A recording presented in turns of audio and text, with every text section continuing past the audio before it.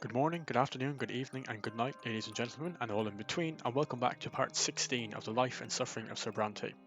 When we last left off, we have turned the Inquisition's power down quite a lot, but we have almost gotten to where we need to for tolerance of fates in order to bring Patriarch Cassius to trial, as well as gotten our family even closer to being ennobled by the sword. We only need 2 more reputation, and unity is getting there as well. So things are working out well quite at the minute.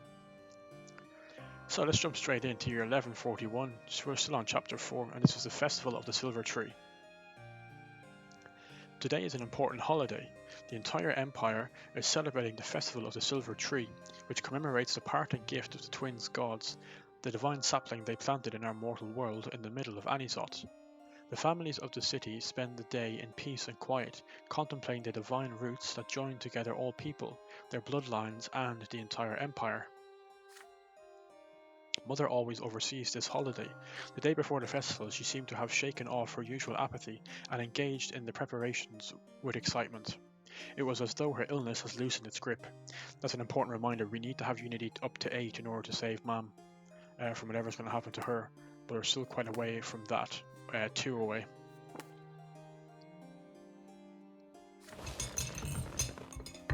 Mother gathers the entire family for the holiday meal. Father is in high spirits today, sharing jokes with you and Nathan. Stefan is trying to suppress an atypical agitation.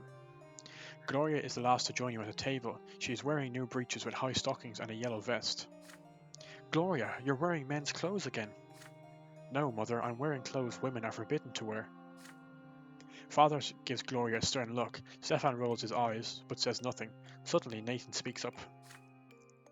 A few days ago in the market I saw a grocer dressed as Overseer Gaius Tempest. He had a huge carrot for a scepter. He got a sound drubbing, of course, but until then it was quite a hoot. Everybody laughing at this ridiculous story relieved. Even Gloria has a smile on her face when she sits down. The feast commences. Your family home feels warm for a moment. It wasn't so long ago the 4 of you couldn't even reach up to this table. The first word you said, Gloria, was gimme. Nathan, you used to cling to my skirt all the time, almost tearing it. And you, Jordan, you couldn't talk at all yet, but your piercing stare was so expressive, it felt as if you were talking to me. Mother looks at Stefan and suddenly grows quiet. When I met Stefan, he was already 3 years old. He was so serious and a smooth talker to boot. I remember that he had a music teacher, but he was too shy to play in front of me, so I used to listen from the next room. Stefan's face twitches. Your elder brother rises and moves to the old harpsichord. His fingers fly gracefully over the keys. A melody fills the house, melancholy and sweet. The last note lingers in the air, then silence falls. The family is awestruck.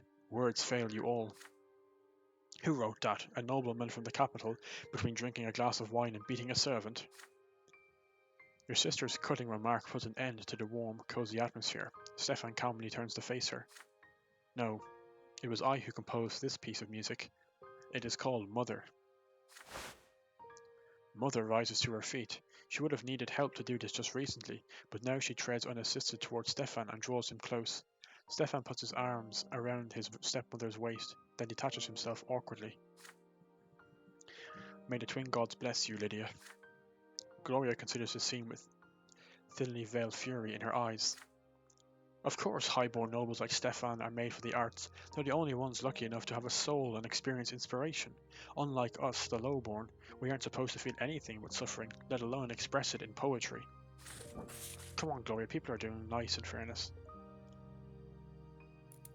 Everyone notices that Gloria is clutching pages filled with writing, her poems. Your sister casts a mournful glance at the family, and her eyes rest on you. So we can interrupt Gloria, which brings Unity down, Gloria down, and Stefan up. We can let Gloria read her poems, which brings Unity down again, Gloria up, but Stefan down, or we can appeal to Mother, which gives us Unity and manipulation, but Gloria is down. I'm also going to choose this because we need the Unity. Let Mother calm Gloria down. I'm sorry, Gloria.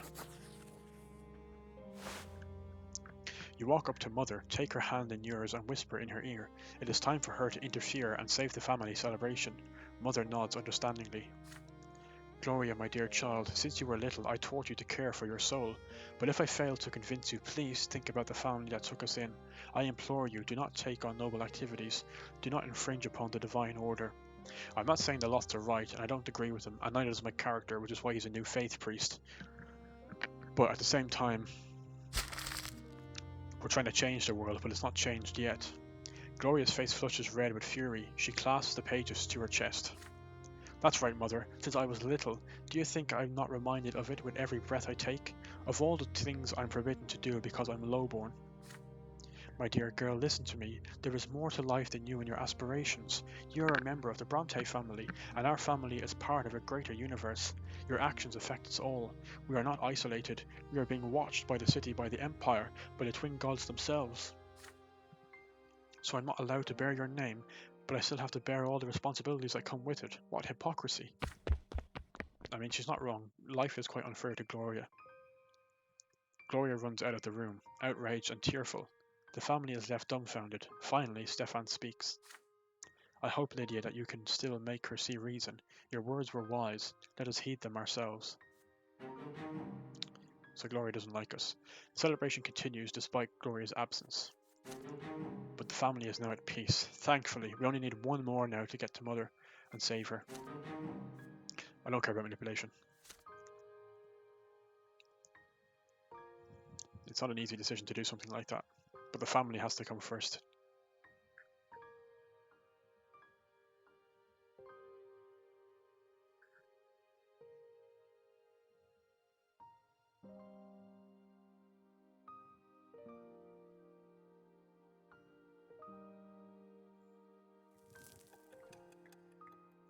And now we're about halfway through peacetime, 24 years of age.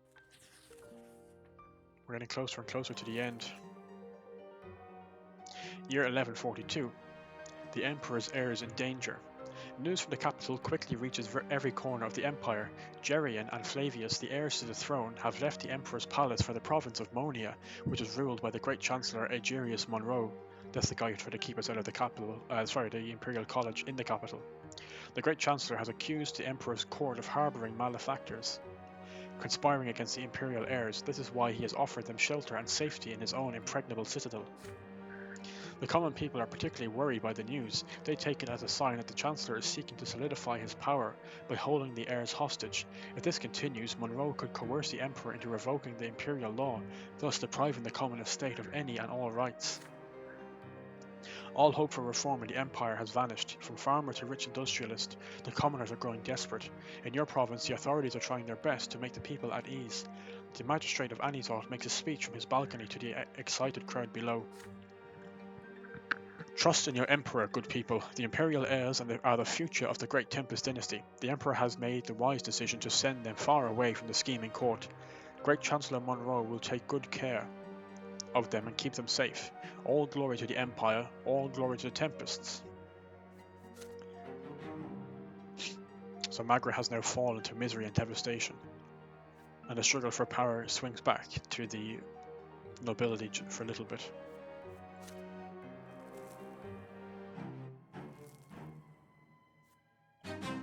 Chapter peacetime ends soon. Examine the possible chapter endings to check which way you are headed. To achieve the goal that you have chosen, you'll have to meet all of its conditions at the end of the chapter. So what we want is for Cassius to be overthrown, which we're close to with Tolerance of Fate. We're not exactly there, but we're close to it. Only one away. We don't want true death. We're not going to get tortured with the new faith. I don't want them to be destroying people. But we need to be careful, because we don't know what's coming ahead. And we're 2 away for the Brante family.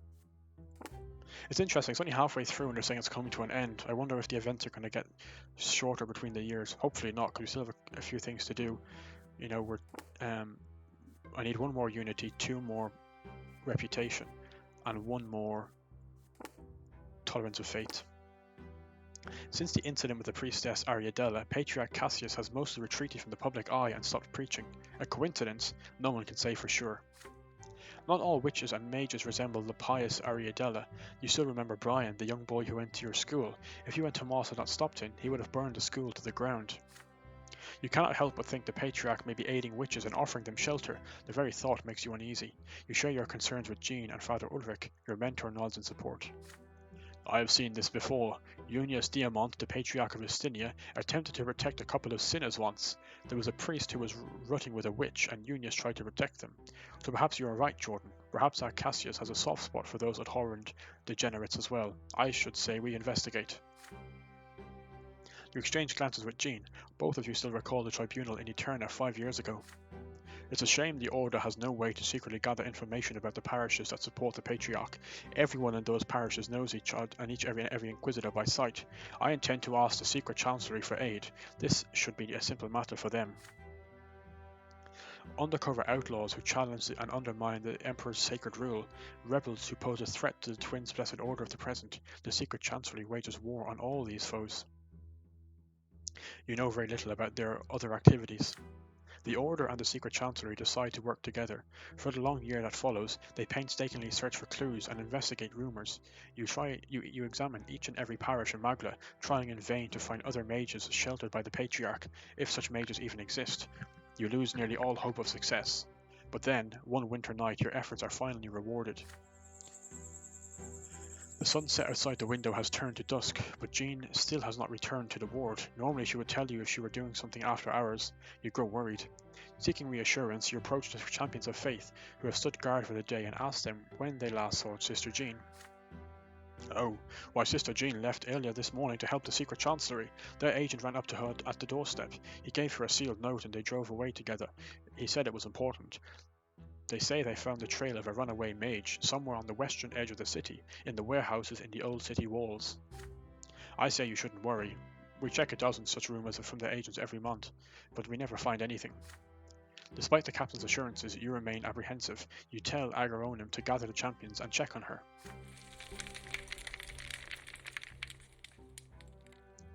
You go to the western edge of Anisot. There are almost no residential buildings there, just ruins and workhouses.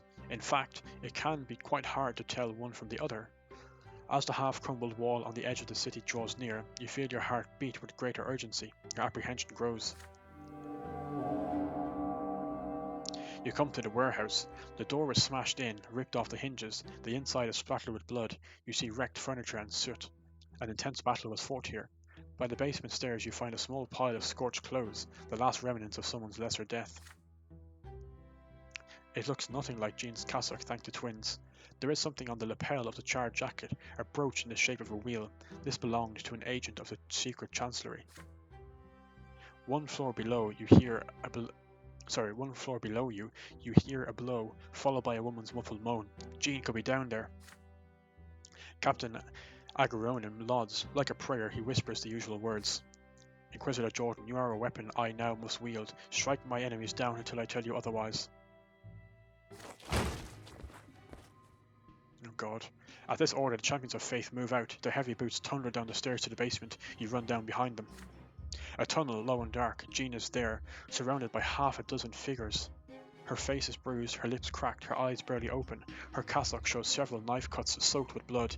The unknown thugs turn to face you. They have gunpowder weapons. Oh my God.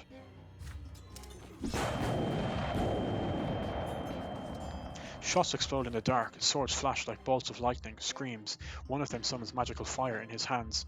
You clutch hard at a thin silver slab with a prayer to the younger, and the magical flames are doused as the silver melts in your hand. You continue the whispered prayer, staring straight into the mage's eyes. At this moment, in this place, it feels easier than ever to invoke the younger's ruthless law. The mage glances around as the champions of faith push the outlaws back despite the flurry of explosive shots. The rebels' weapons are too slow to reload, and in close combat they are clearly weaker. The mage turns tail and runs down a long, dark tunnel. I'm going to die.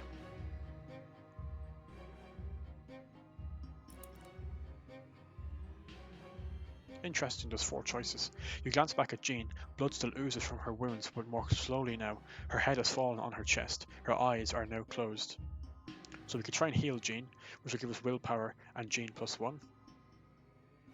We can chase the mage, Inquisition power 1, willpower +5. We can heal Jean, it's the same thing. Oh, actually, they both give me willpower.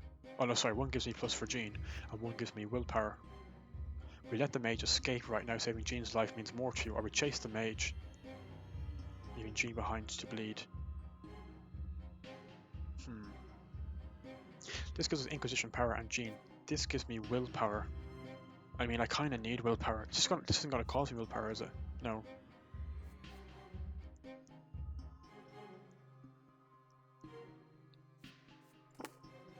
That just puts us at the same thing with 5, okay. I don't know now. I mean, I kind of need the willpower. We don't know what the future's going to hold.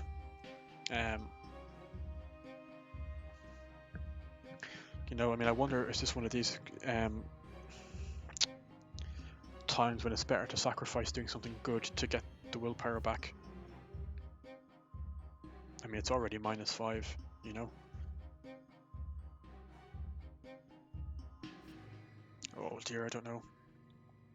I think I'm going to heal Jean. Inquisition power doesn't really matter to me, but there might be a time in the future where it will matter. Oh, I don't want to heal Jean, but I have to get the willpower.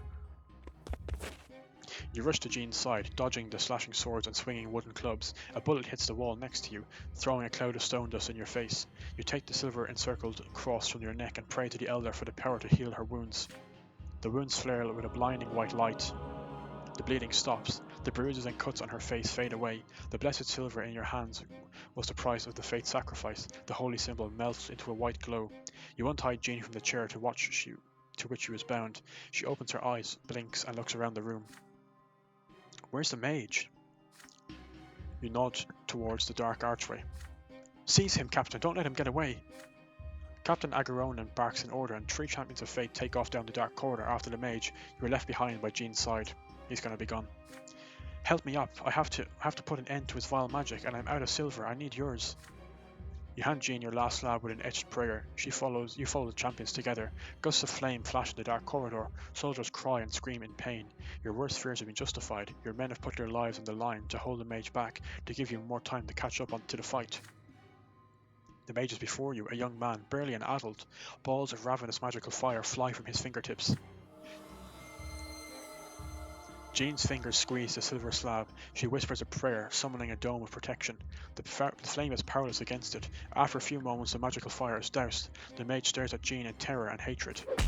Captain Agaronan uses this moment of confusion to get back on his feet. His face is covered in burns, and his left arm is charred like a stick left in the fire pit. He lunges at the mage with a furious battle cry. His heavy gauntlet connects with the young man's head. The mage collapses, unconscious. Okay, we caught him in the end. One by one, you drag the cutthroats out of the basement. The secret chancellery men finally arrive, too late for the fight, and stuff the thugs into inconspicuous windowless wagons. Many champions from your squad are wounded. They are taken to the nearest temple for healing. Jean is utterly exhausted. She too needs help at the temple. She scratches the arm of your cassock from out of the stretcher. We nearly lost him, Jordan. You think Cassius is behind all this? If he is, we have to stop him. We can't let the mages poison the Blessed Empire with their sorcery. Remember, our lives are given to us to serve, no matter the cost. You watch them carry Jean away. I mean, that worked out quite well, and we got willpower out of it, and we got the sorcerer. The secret chancellery takes your captive away for questioning. Was Patriarch Cassius involved in this? You can only hope you will learn the answer soon enough. So we got some Inquisition power, which is nice, and we got some willpower back, which is good. But we need tolerance of faith now, and the evidence for Cassius. It's choosing between reputation and unity for a family that's the most difficult choices. Revelation. It has been several months since Jean was rescued from the insurgents. You learn that the mage hunted by the secret chancellery was a rebel, a member of a clandestine society who took refuge in a local parish. Father Ulrich took it upon himself to personally interrogate the abbot of the parish. The priest confessed to the crime. He even confirmed that Patriarch Cassius was involved. According to the abbot, he accepted the mage as an acolyte at the parish after the patriarch vouched for him personally. However, you are aware of the methods Father Ulrich employs to extract his confessions. The abbot's words may be far from truth. You cannot help but suspect that Ulrich made the abbot lay all the blame on Cassius for his own mysterious reasons. Maybe he wants to be patriarch. Jean, on the other hand, is more eager than ever to believe that the patriarch is guilty. We must put Cassius on trial before the new sacred conclave. The patriarch stands before the twins, and they will judge our entire flock based on him. If the newly chosen patriarch is a heretic, who knows what blasphemous obscenities he will utter in their presence. The evidence you have is not enough to bring the patriarch to trial. However, Ulrich intends to use your information to destroy Cassius's public image and his support among the clergy.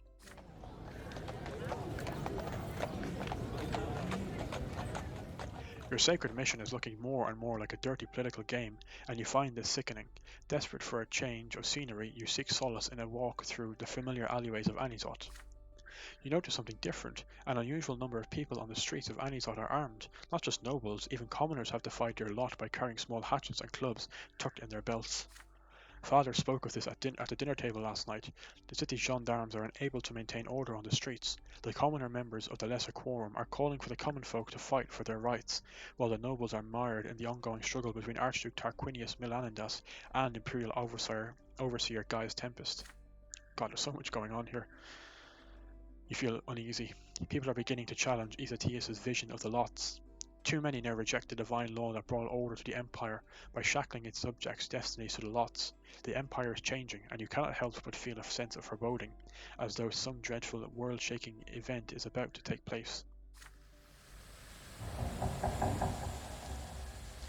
You do not remember how your legs guided you to the silver tree. As always, a profound sense of tranquility descends upon you. You close your eyes and whisper words of gratitude. As you pray, you hear a loud voice in the distance. A monk you have never met is preaching. The most sorrowful thing that happened when the twins descended to our world was their deaths on opposite shores of the river Eterna. The elder was torn apart by the mob, whether from love, madness, or some other purpose we do not know. At that very moment the younger disappeared as well, gone in a flash of light, and so a brief but terrible time of troubles began. The people were lost, unsure of what to do. The twins had told them of the peak and the foot of the shining pillar, but before they could tell the people how to reach the peak and meet them in the hereafter, they were gone. 12 years passed between the day the twins died and the day Aethatius, beloved disciple of the elder, described the twins as will, love, and law in his first book. And then, 2 years later, Aethatius received his second revelation, and thus the second book was written. And in his book, the prophet taught us how to live a righteous life and earn a place at the peak of the shining pillar in the hereafter, and all the faithful found peace at last. With this understanding, the 3 lots came to be.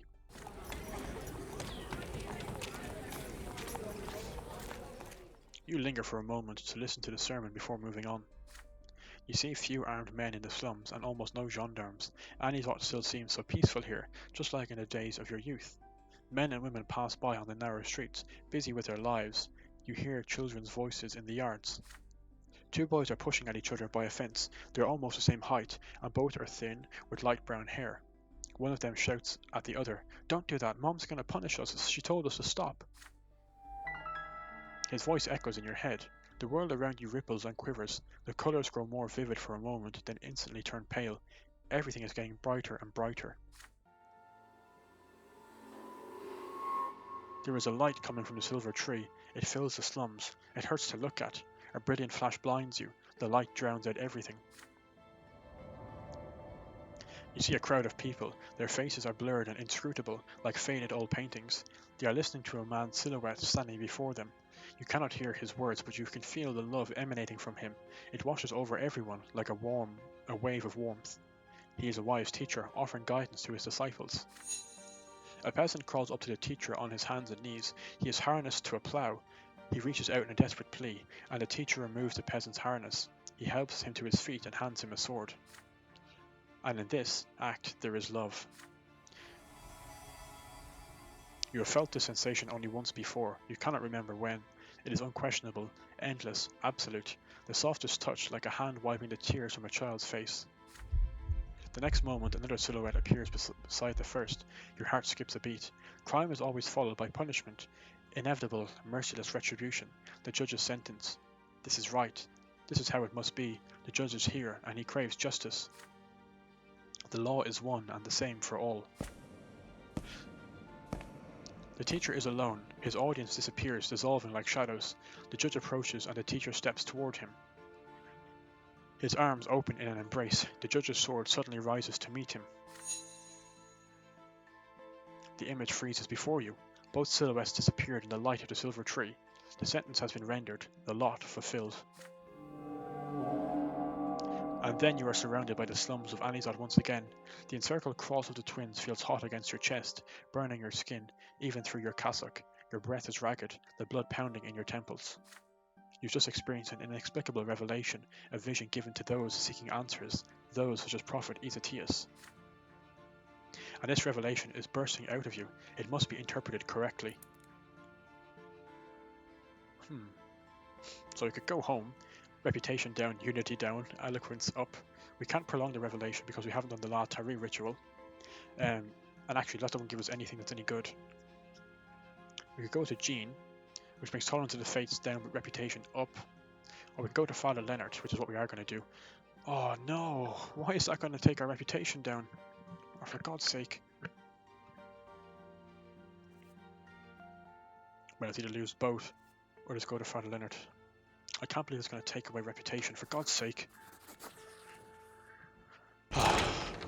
You enter the temple at twilight. It is empty. Father Leonard walks towards you from within the temple and greets you with a smile. When he sees the trepidation on your face, he grows grave. Are you looking for me, Inquisitor? Has something happened? Without any preamble, you tell him about the vision you experienced in the flash of white light. The abbot listens to you intently. His face grows more and more thoughtful with every sentence you utter. And then, he seems to have an epiphany. I don't think we're going to be able to be a noble by the sword if, because of this now. I don't think we'll have enough events to get our reputation +3 without sacrificing something else. Brother, this is a revelation, is a sign from the twins, a sign of great mercy to the new believers. It shows us that our faith is true. One's lot is not a shackle of stone, not an immutable form that cannot be changed. You saw it with your own eyes. The elder took the commoner's lot away from him and gave him a new one. So a commoner may become a noble, such is the elder's mercy. The elder chose to help people, and the younger made himself their judge. They chose their own lots, and so we must each seek our own path to the twins. And if one path does not suit you, then choose a different path and blaze your own trail to the peak. I'm begging you, please speak of your revelation at tomorrow's sermon. You agree, although you know that openly supporting Father Leonard could deal a blow to your family's reputation. Among the nobles, the new faith is still considered a heresy for the lowborn. Stefan will surely be furious, but that doesn't matter anymore. He's already maxed out anyway. As you walk home, you consider Father Leonard's words again and again. Your doubt grows. The changing of lots was not the most important part of your vision. There was something else, something unjust, yet also orderly and natural. We're back to being in power of the new fate, which is good, but our family's gone down.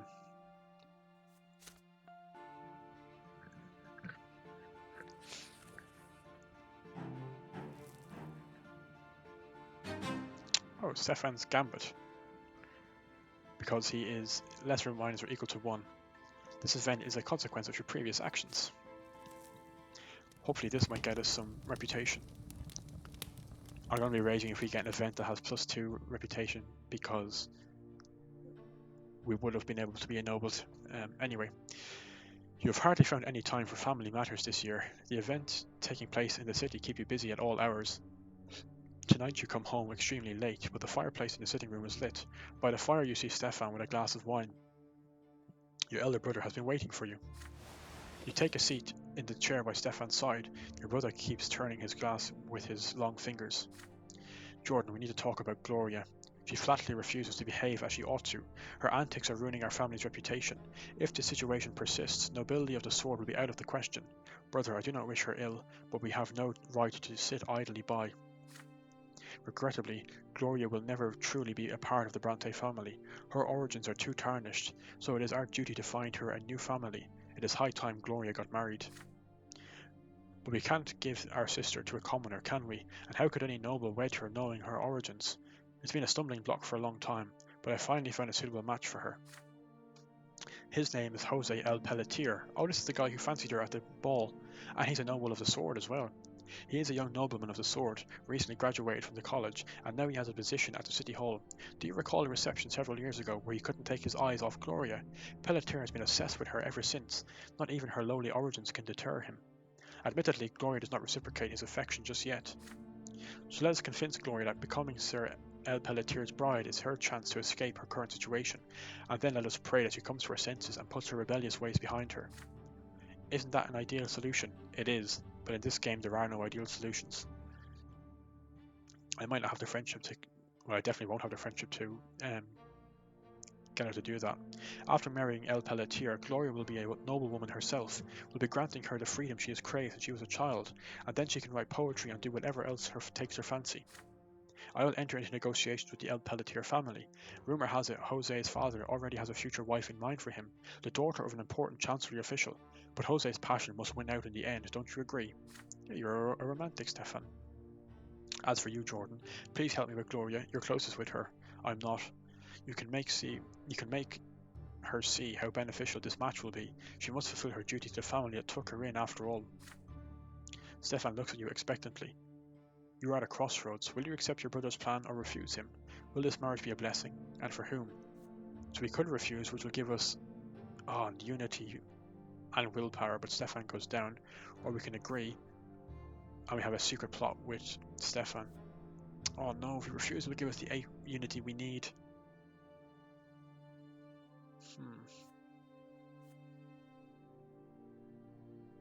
And will also give us willpower. Oh god, this is one of these moments when I think I'm making a really big decision. Like, will it really affect the future of our family? The thing is, I'm worried I won't have enough events to get reputation now, which means that this is kind of useless.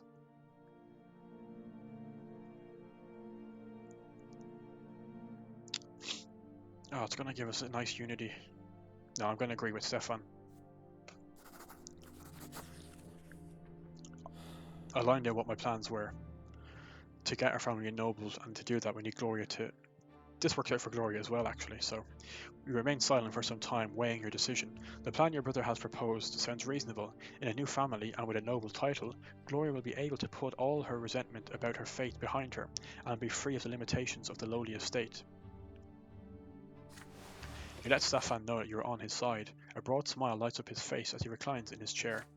I knew you'd be sensible. Together we can certainly make it happen. But remember how stubborn Gloria is. An easy victory is not to be expected. The next morning you invite Gloria to join you in the library for a private conversation. You inquire carefully about your sister's thoughts on marriage. If a nobleman of the sword were to wed her, she would join the noble estate and all the arts would be open to her. Gloria laughs in response. Become a noblewoman. In all of Annie's art you'd never find a single nobleman of the sword who would ever marry a low-born girl like me. I don't even have a father. You mentioned Jose El Pelletier. This spirited young gentleman will be willing to join Gloria in wedlock. Marry El Pelletier? Jordan, you don't understand. Sure, he's easy on the eyes. He's a skilled warrior and a respected nobleman, but he's been after me for a year now. And I've managed to figure out what he's after. He needs a wife to give birth to his heirs, follow him around obediently at social gatherings, and praise his chivalry. Can you see me in that role? He's right. Gloria falls silent for a moment, gathering her thoughts. Besides, I don't even want to be a noblewoman, okay? I can't just live peacefully within the noble estate knowing that other commoners are still suffering. I can't just pretend their misery has nothing to do with me. A part of being in the noble's lot, Gloria, is that you can care and protect commoners. You try to give her a taste of the benefits that a noble name brings, but your sister doesn't even want to hear you. This is all Stefan's idea, isn't it? You'd never throw me out of the house on your own, so hear this, it's not going to happen. Later you inform Stefan of your sister's refusal. His face turns to stone. For God's sake.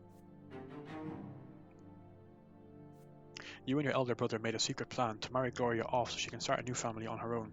The ingrate. I've almost come to an agreement with old El Pelletier. All the pains we've taken to arrange her future, and this is how she repays us. Well, we'll proceed without consulting her. Brother, we need to devise a way to put pressure on Gloria, even if it takes us a long time. Oh, Gloria, Gloria, Gloria. We only need one more unity to get Mother recovering. Look, that's all we need, willpower and unity.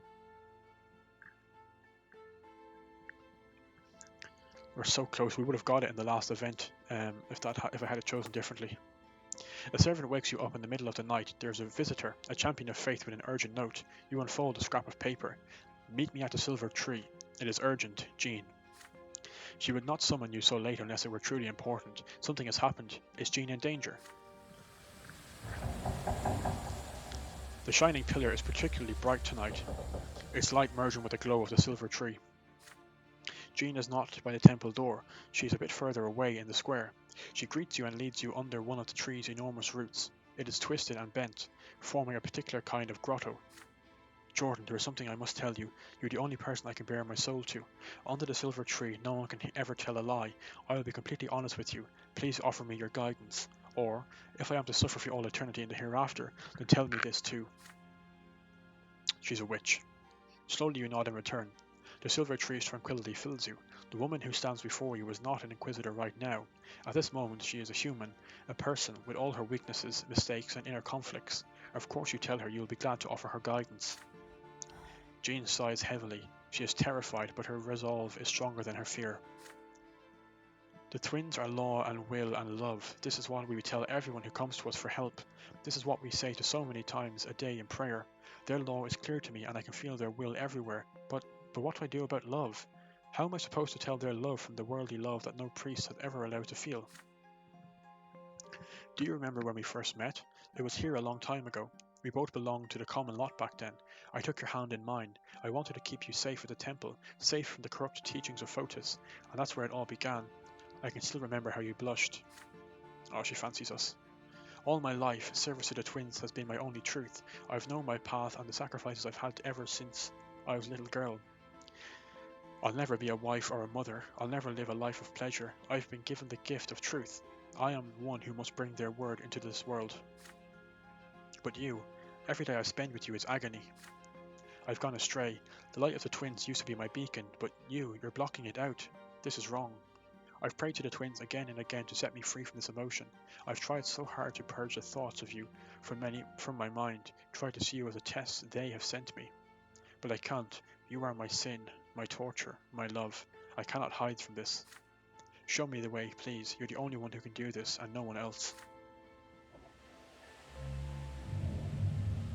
Jean's hazel eyes are full of tears. The branches of the silver tree glow softly above you. She is right. There is no hiding from love. You cannot resist it. Should you even try? This is a place of honesty. And this love, it fills you both. It asks no questions as it guides you towards one another with great certainty.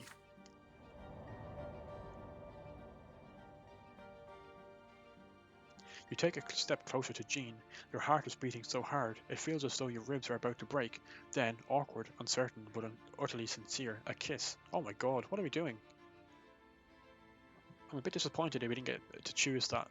For one moment, Jean is paralyzed in your arms, then she responds with passion, with all the love she has professed. This feeling, this emotion, so sincere, so strong, is a gift from the twins. This touch feels so unfamiliar to you, so frightening to her. Your bodies had never known it before, bound and shackled by years of taboo. But right now you are both guided by something more than attraction and lust. This is love, profound and absolute, that which only they may give. With a sense of awe, you remove the veil from her head. Her hair, it has been so long, you forgot what colour it was. It is blonde and it shines like a halo in the silver trees' glow. Jean moves away from you, her fingers caress your neck. You cover her palms and wrists with kisses and undo the buttons and belt on her clothing. The fallen leaves are soft, like the softest bed as you lay her down. You cross a line you must not cross, but the power of divine love is irresistible. There are no more secrets between you. You close your eyes. Sight is only a distraction now. You find her lips blindly. You share in her passion, relish her tenderness, and put her fears to rest. As she responds to you in kind, in perfect unison, all is just as it should be. Warmth spreads through your bodies, like a roaring fireplace on a rainy autumn day, like a long conversation with those you hold most dear, honesty and awe. You've never felt so alive. This is more than mere intimacy, so much more. It is stronger than both of you. Time has been shattered. Minutes pass, hours, or perhaps just seconds. Together you seem to share a furtive glance at an eternal life you never lived. An entire life you never lived, sorry. You lie down by her side. Out of breath, Jean nestles closer to you. Her fingers trace the contours of your chest as you stroke her hair. When the sunrise finds you, it catches you by surprise. Jean's body is illuminated by the sun. She blushes and turns away. You fumble for your clothes, averting your gaze and trying in vain to hide your physical and spiritual nudity. You do not look at each other until your bodies are clothed again. We can't deny this.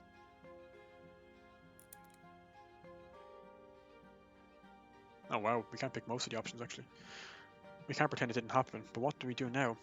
We could say it was an illusion, which our willpower goes up and Jean goes down. It was a mistake, willpower goes up. Well, that's good. It was a miracle, would have given us Jean growing closer. Feelings are real, willpower, and Jean goes closer again. Or it was a test, and willpower goes down. So I'm going to say it was a mistake, because it was. Because that would give us will. This just gives us willpower. This gives us willpower and Jean -1. Let's just say it was a mistake. You have both transgressed and there will be retribution, and we'll get some willpower back. What happened was a mistake. Neither of you were able to resist this forbidden attraction, and now, sooner or later, retribution awaits. The law cannot be altered. For priests, physical love and the union of flesh are taboo. Jean runs her hand over her face with a deep sigh. Yes, you're right. If it was a mistake. We've sinned. The twins will punish us for this. We should both forget everything that happened last night. You head for the Inquisition ward together in complete silence. You try as hard as you can not to think about what just happened between you. No emotion shows on Jean's face. This is for the best. The hum of life fills the slums of the Temple District. The silver trees' branches rustle above you as you go. A whispered prayer leaves your lips. A new day awaits and you must live it.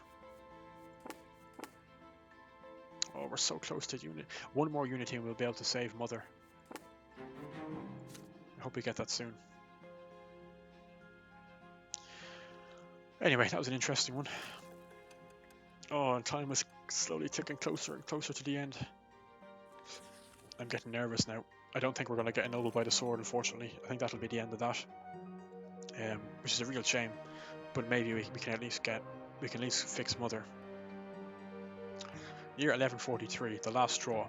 Rumours are running wild in Anisot. People say that a mysterious clandestine society called the Last Straw holds the entirety of the city's seedy underbelly in its clutches, with men and safe houses all over Anisot, plotting and scheming against the nobles and the rulers of the province. Their leader is a woman, a ruthless criminal by the name of Sophia. She has evaded all attempts at capture. The common people both fear the Last Straw and sympathise with their cause. If the rumours are true, the city finally has someone who will stop at nothing to help the people claim their rights. But who would support the secret organisation, and how did the insurgents manage to survive this long? No one in the city knows the answers. Magistrate Elverman must assuage the people's fears once again. The vile mutineers and heretics who call themselves the Last Straw will be caught and executed very soon, and anyone who has given them money and shelter will meet the same fate. The secret chancellor will make sure of that. But even facing a manhunt, the Last Straw still endures. Slowly but surely, the influence of this underground organisation is spreading throughout the city. And we know who Sophia is. So Margaret is falling to being a barren land. The struggle for power increases. The commoners are close to being in power, and discontent is falling to unrest.